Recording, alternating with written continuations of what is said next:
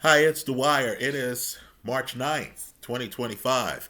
GamblersAdvisory.com, a free site. BettingAngle.us, a free site. Remember, the opinion you should follow should be your own. Just consider this video to be a second opinion from a complete stranger online. Let me just point out in the NBA, things have consolidated as I see it from this seat. There are only three teams, three, that have a chance at winning the NBA title if everyone stays healthy.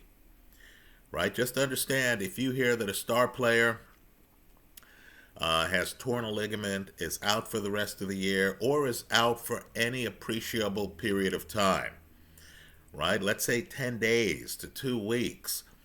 That's going to upset the flow. That's going to upset the chemistry. You're not going to know when the guy returns, if the guy's ready to return. You might remember a few years ago, Kevin Durant on a loaded Golden State Warrior team started having calf problems. When he came back, he looked good, but he wasn't quite Kevin Durant. Right? A guy with calf problems isn't the same defensively, and unfortunately, defense matters. So let's name the three teams, and then I'll talk about some random thoughts here.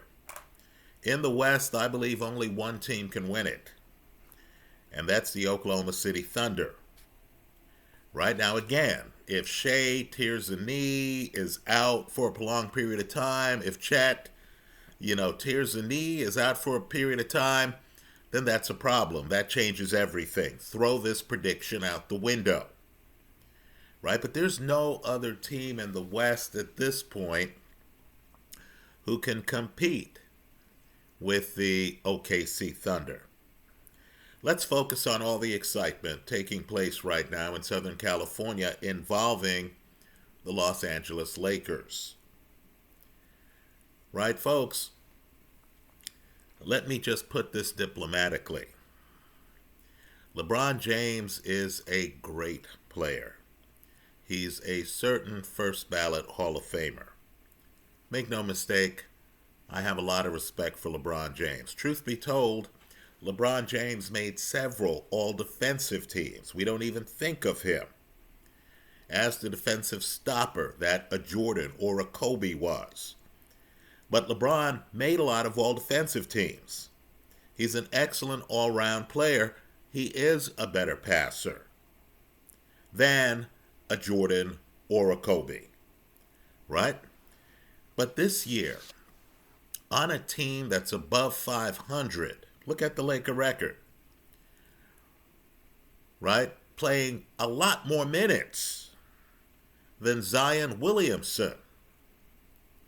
Just understand that Zion Williamson, who's viewed as a disappointment, who can't play every night, believe it or not, Zion Williamson, as I make this video, has a better plus-minus than LeBron.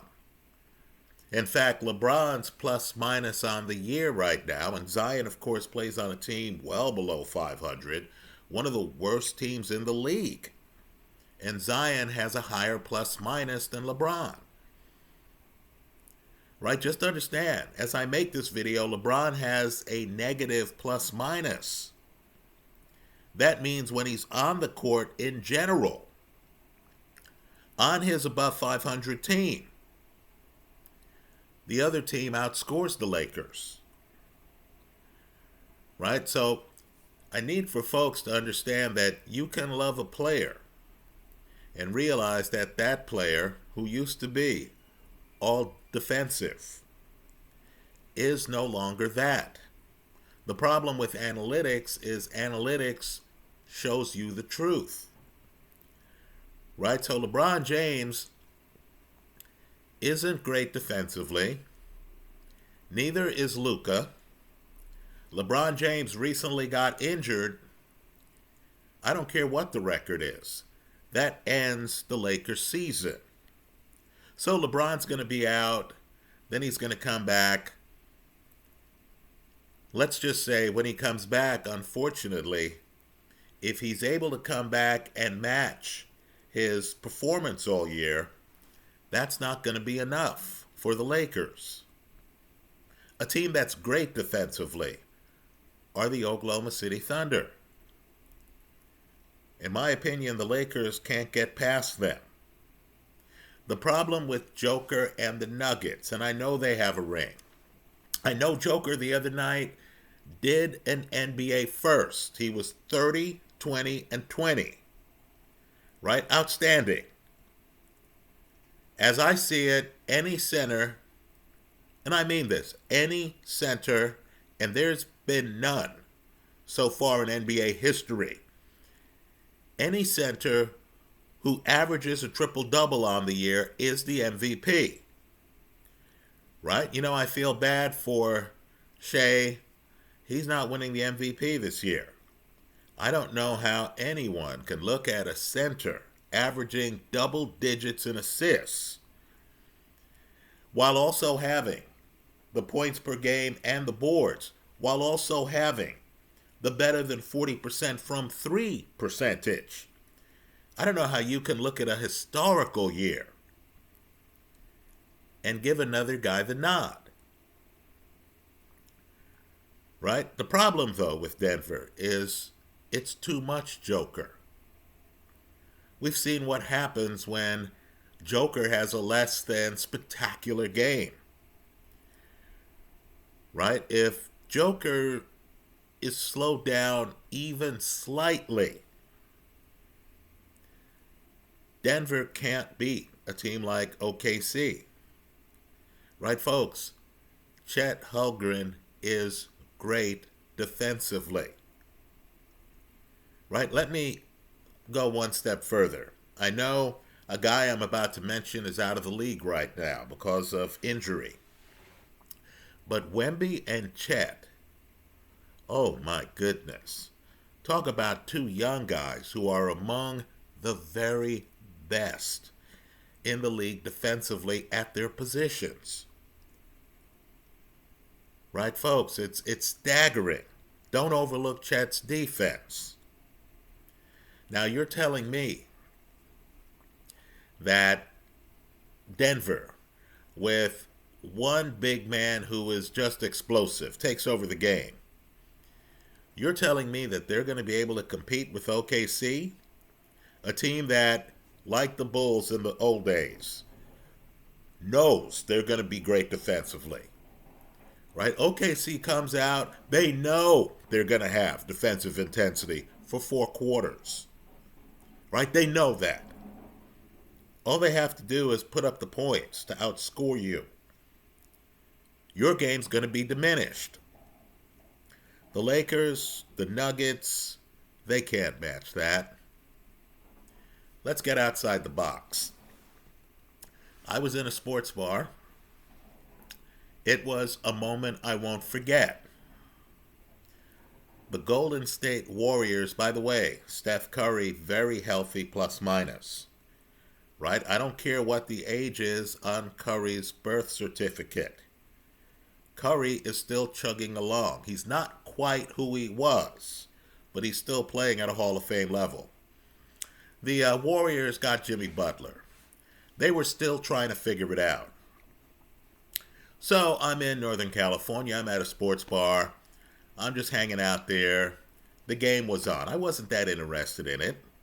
Golden State against the Chicago Bulls.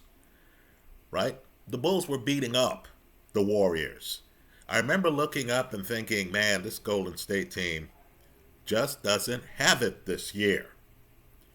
Right? Suddenly, you got to the last quarter and a half of the game. I don't even know what happened. I looked up and it looked like the Warriors in their heyday. It looked like the Splash Brothers when they were splashing. Right? Butler was just the perfect fit. He's a slasher. He cuts to the basket. Golden State had become a bit of a jump shooting team. Right? 3 or nothing. Suddenly, here was a guy filling in the twos. Right? Chicago blown out. Warriors have not looked back. Butler fits like a glove. When I first heard of the Butler deal, I thought, how old is Jimmy? Right? I thought, man, they're paying Jimmy that much money? I thought this was going to end badly. Right? No, folks, Warriors have reloaded. The problem, again, is they don't have enough. Right? Curry, as good as he is on some nights, isn't the guy who once led the league in scoring during a 40, 50, 90 season. Right? He's good, but he's not that guy anymore. Right? There are nights where Jimmy Butler can't hit the side of a barn from deep. Right? Obviously, the Warriors have talent. Draymond Green is still in the building. They don't have enough talent. They're going to be better than advertised in the playoffs, in my opinion. Butler's been to a finals, for crying out loud. Curry and Draymond used to live in the NBA finals. That experience matters. Right? OKC, they haven't been to an NBA finals. This group, I know Harden, Westbrook, KD made it in the past. But understand, this group hasn't been to an NBA finals. The Warriors have the experience. The one thing with Butler, and it works until it doesn't work, is other players around him see him and he raises their intensity. Right? Leadership is hard to put a finger on. Jimmy Butler has been on the Warriors for a few weeks, folks. Even some of the problem players, they'll go unnamed here. Right? But the Warriors have some young guys who are talented, who are inconsistent. Even they have lifted their games. Right? So let me just say, out west, there's only one team. I know I'm sounding too certain of myself here the second week of March. Right, folks? Pay attention to OKC. The only thing that could trip up OKC is an injury. That's how I see it, right? Or some knucklehead suspension where a player takes himself off the team. Now, in the East, there are only two teams that I think can win it. One is the betting play. That's not the team that I think has the best chance to win the NBA championship. Right? First, let's talk about them. The Cleveland Cavaliers. Right, folks? As I make this video, you're getting Cleveland at a plus 550 to win it all. That's the best play on the board. Plus 550. Folks, Cleveland comes at you in waves. Kenny Atkinson, this guy's one of the best coaches of the year. Right? He's doing a ridiculous job. Let me say, too, you heard me talk about leadership. Donovan Mitchell has some Michael Jordan thing going on. Not every guy can shoot the ball as much as Donovan Mitchell does. Not every guy can showboat as much as Donovan Mitchell does.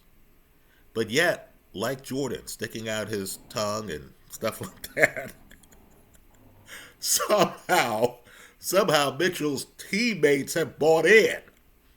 Right? They aren't looking at him and thinking, oh, he's full of himself. Right? This isn't a Russell Wilson situation where people think he's posing for the camera. Let me point out, I'm a big Russell Wilson fan.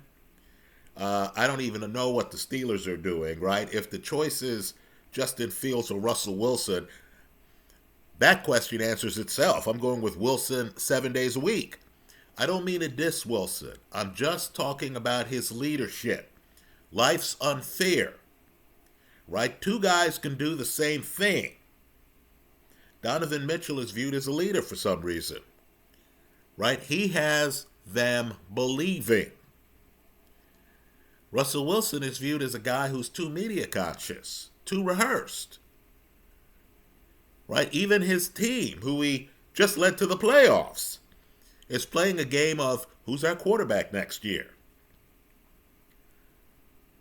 right? Let me just say, too, and I don't say this lightly, the rest of the league is lucky that for whatever reason, The Steelers haven't openly pursued Aaron Rodgers. Folks, again, Rodgers on the Jets. If you're a Jet fan, you know this is a miracle. 28 TDs last year on that Jet team, right? The team that fired a coach in the middle of the year, right? A team that had to go out and get Devontae Adams and wide receivers. They didn't even have the guys on the roster, right? They get Devontae during the year. Look at the TD to interception ratio on Rodgers. But let me get back to basketball, right? Just to understand, Cleveland was playing Boston in Boston. Boston, by the way, is the measuring stick for all of these teams, right? And there's a moment in that game where Donovan Mitchell comes in and throws down a dunk and hangs on the basket. Cleveland was down. They were making a comeback. Folks, that was high tide. You understood at that moment that Cleveland firmly believes that they can beat the Boston Celtics in the playoffs. Let's talk about the elephant in the room. The reason Boston is the measuring stick is because they've already been, and I mean this group, Tatum, Jaylen Brown, right? They've already been to the NBA Finals twice. They should have won it twice. But they were up 2-1 at home, and a guy named Steph Curry single-handedly carried the Warriors to that win. On his way, of course, to Finals MVP. Right? Just understand, you look at the Celtics, they're better than advertised. This is the team that's lost a little bit of focus because of success. Right? So they're coasting through the regular season. Some nights you're watching them and you're thinking to yourself, where's Porzingis? He's not even on the court. Right? You notice guys like Al Horford, limited minutes. Right, folks? The team's not even emptying the gun right now. And, of course, they have a spectacular defensive team. Right? I need for everyone to remember the Olympic Games. This is the team that had the backcourt in Paris. Right? Understand, White was there. Forget the other guy's name, even though he's one of my favorite players. Let's just say, and of course, Jason Tatum was there. Folks, this team is a stealth team. I think Cleveland is playing their hardest. Cleveland wants to win every game. Cleveland's the new. Right? Cleveland even made a coaching change to Atkinson, who's one of the best coaches in the league. Understand, Boston, by contrast, they're like, hey, we'll turn it on in the playoffs. You know that team. Right? Cleveland hasn't been to an NBA Finals in the post-LeBron era. It matters. Right? There's something about the NBA Finals where it certainly helps if you've been there before. Right? Here's the problem. You're a sophisticated gambler. You're getting Boston at plus 210 to win it all. Believe it or not, that's shorter odds than the plus 215 you're getting on OKC. But in your heart, you should know that there's no other team in the Eastern Conference. Certainly not the Knicks, certainly not the Bucks. There's no other team in the Eastern Conference who can challenge the Boston Celtics other than the Cavaliers, who you're getting at a plus 550. So to me, the play, if you don't have futures already on Boston and on OKC, the way to play this to me is to load up on Cleveland. Now again, the guys have to stay healthy. But you want to load up at Cleveland at plus 550. Understand, a few days ago it was over 600. You want to load up on them at plus 550, prepared to hedge the play. Right? When the moment of truth comes and Cleveland faces the Boston Celtics in the playoffs, right? Then at that point, you can hedge the play. right? Understand, you want to hedge early because if the Celtics go up 1-0 in that series, then you're going to be paying too rich a price for the Boston Celtics, right? You want to have the winner of the Eastern Conference going into the NBA Finals, then you can play around with the OKC Thunder, right? Simply because Boston is that much of an elephant in the room. They just have vastly more experience than either the Thunder or the Cavaliers, right? By experience, I mean, the guys on Boston are the defending champions, right? 2 years ago, just like Philly in football, they were in the NBA Finals.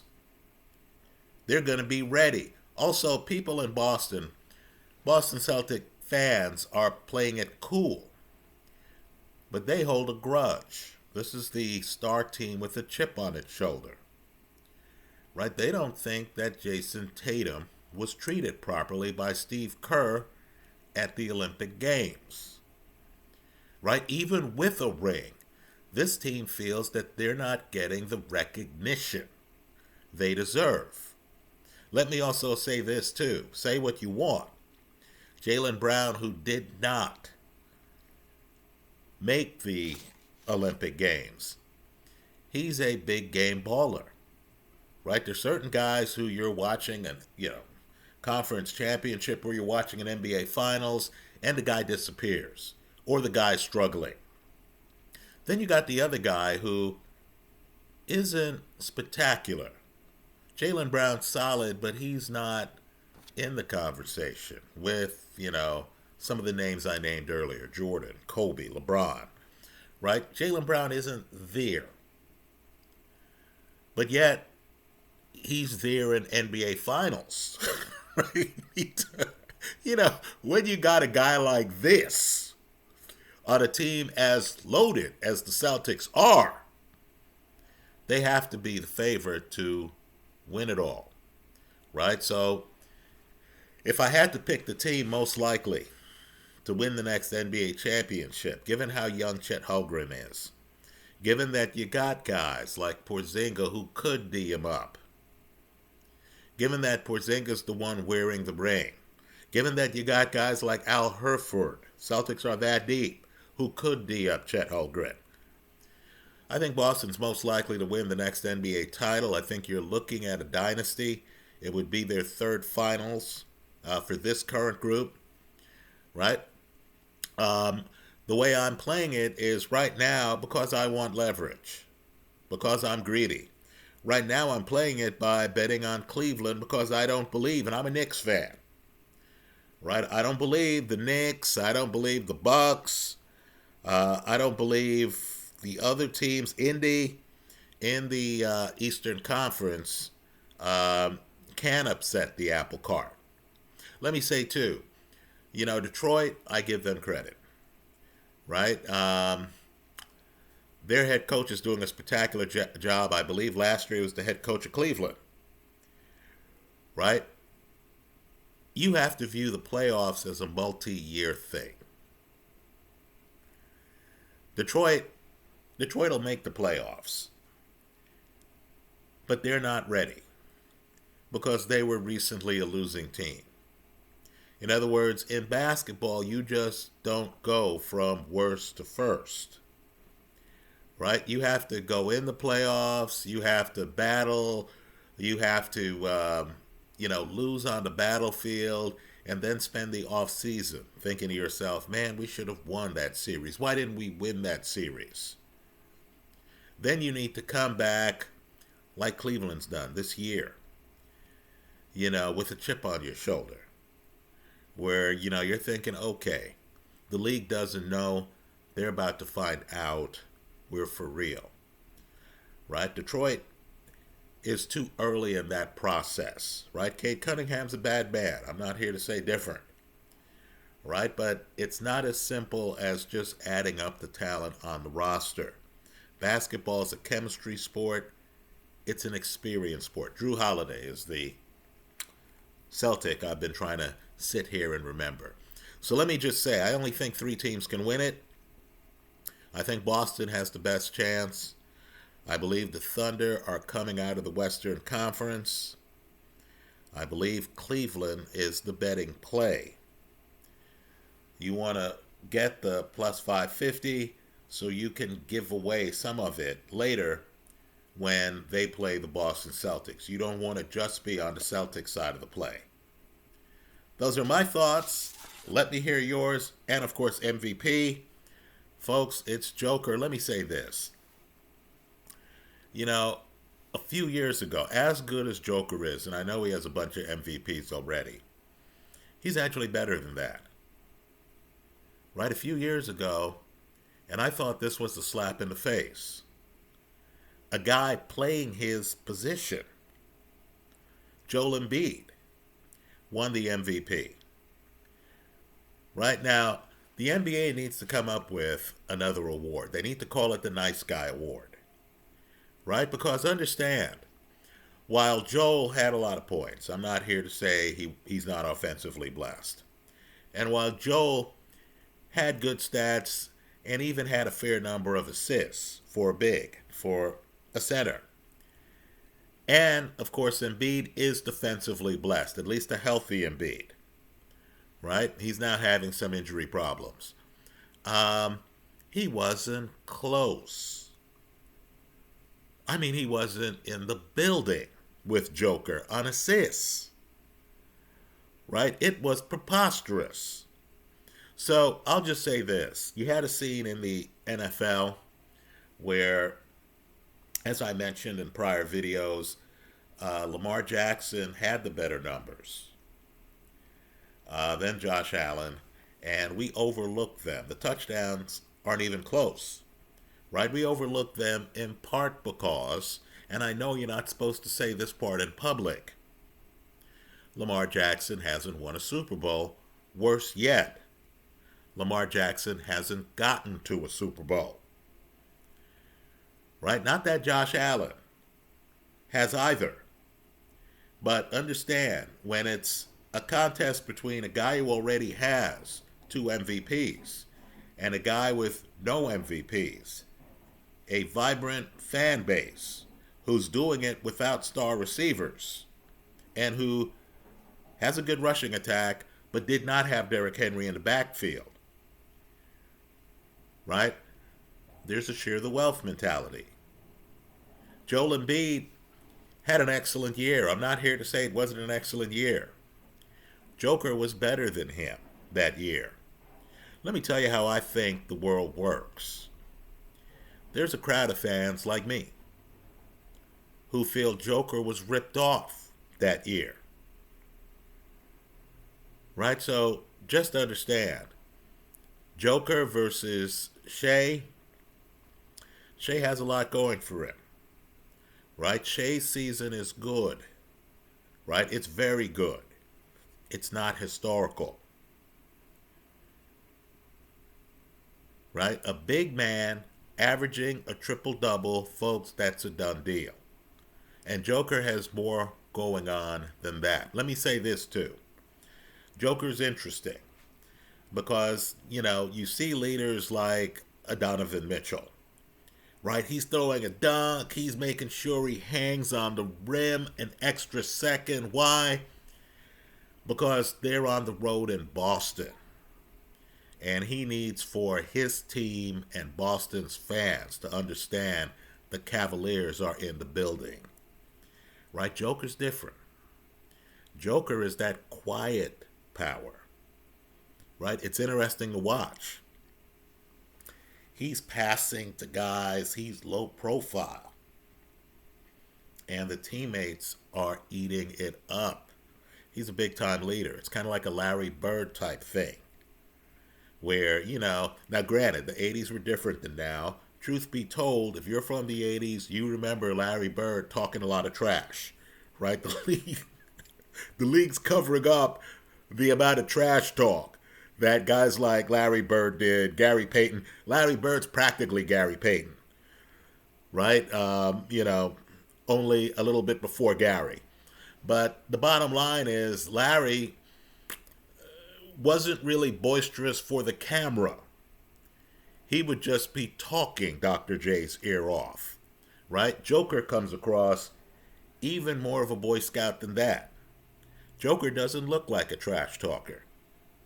Joker doesn't even look like he's trying to pad his stats, right? This isn't a Russell Westbrook type situation, right? So he's the MVP. That's what I see. In the comment section of this YouTube video, tell us why you believe somebody else is, right? It's reached the point now where I get the feeling Shaquille O'Neal is on a mission to get Shea an MVP. And I understand OKC is kind of like Buffalo, right? Where the league understands you got a passionate fan base there. They're hungry. An MVP would mean a lot for their franchise. And you also understand that Joker already has 3 rings, right? The difference here is Joker also has a title, folks. Even Joker's critics. I have some knucklehead friends who were playing up Joel Embiid, claimed Joel Embiid won the MVP. Even those knuckleheads now understand they're watching history, right? So Joker, to me, should win the MVP here. Understand, I'm not even a Nugget fan, right? I'm a Knick fan. But recognize history when you see it. Even with an MVP, though, I don't see Denver coming out of the West. I think it's a done deal. I think if everyone stays healthy, that's OKC. Those are my thoughts. Let me hear yours in the comments section of this YouTube video. Thanks for stopping by.